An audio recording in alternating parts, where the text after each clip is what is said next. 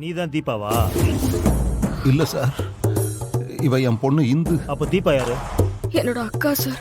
இந்த மாதிரி வீட்ல இருந்துகிட்டு நல்ல பணக்கார பையனா பார்த்து வளைச்சு போட்டிருக்கீங்கல்ல, இதுக்குதான் உங்க பொண்ணை வெளியே அனுப்புறீங்களா?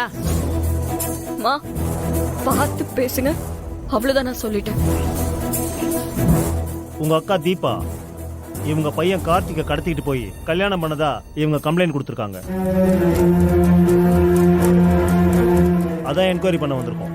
சார், நீங்க பேசுறதுல கொஞ்சமாச்சும் நியாயம் இருக்கா சார்? ஒரு பொண்ணு எப்படி ஒரு பையனை கடத்தி போய் கல்யாணம் பண்ணுவா? அவளே சொல்லாம கொள்ளாம கல்யாணம் பண்ணிட்டாலேன்னு வேதனையில் இருக்கோம் சார் நாங்க. இதுல இவங்க சொல்றதெல்லாம் கேட்டா அந்த ஆண்டவனுக்கே அடுக்காது சார். இங்க பாருங்கம்மா, எங்க வீட்டு பொண்ணு ஒண்ணு உங்க பையனை ஏமாத்தி கல்யாணம் பண்ணல. 2 பேரும் விருப்பத்தோட தான் கல்யாணம் பண்ணிருக்காங்க. சார், என்னோட அக்கா மேஜர், அவ கல்யாணம் பண்ணவரும் மேஜர். அப்புறம் எப்படி கட்டாயப்படுத்திருக்க முடியும்? ரொம்ப ஓவரா நடிக்காதீங்க. காசு பணத்துக்கு ஆசைப்பட்டு குடும்பமே ஒன்னா சேர்ந்து தானே இப்படி ஒரு திட்டத்தை போட்டிருக்கீங்க. இந்த மாதிரி ஆளுங்களுக்கெல்லாம் இதே வேலை சார். இவங்க 2 பேரையும் தூக்கி உள்ள போடுங்க, தன்னால அவங்க ஸ்டேஷன் வருவாங்க. இங்க பாருங்க, நீங்க நினைக்கிற மாதிரி எல்லாம் பண்ண முடியாது. விசாரிச்சுக்கிட்டு இருக்கோம்ல, கொஞ்சம் அமைதியா இருங்க. ஒரு அம்மா ஒரு பொண்ணை வளர்க்குற மாதிரி வரவே வராது. அதனாலதான் அந்த பொண்ணு ஓடி போச்சோ என்னவோ. இங்க பாருங்க, இது எங்க குடும்ப விஷயம்.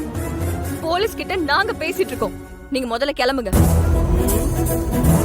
சார், அவங்க கல்யாணம் பண்ணிக்கிட்டது உண்மைதான் சார். ஆனா அந்த பையனோட குடும்பத்துக்கு எப்படி கல்யாண விஷயம் தெரியாதோ அதே மாதிரி எங்களுக்கும் தெரியாது சார்.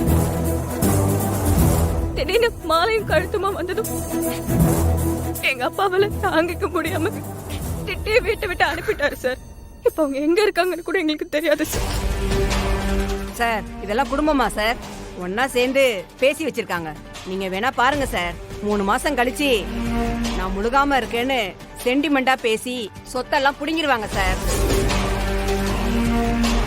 இங்க பாருங்க, இதுக்கு மேல ஒரு வார்த்தை பேசுனீங்க நல்லா இருக்காது சொல்லிட்டேன். இந்த கல்யாணத்துல நாங்களும் ஏமாந்துதான் இருக்கோம். அத முதல்ல புரிஞ்சுக்கோங்க. இன்ஸ்பெக்டர், எதுக்கு இவங்கள்ட்ட எல்லாம் பேசிட்டு இருக்கீங்க? வீட்டு முழுக்க செக் பண்ணுங்க, எங்கேயாவது ஒளிச்சு வச்சிருப்பாங்க.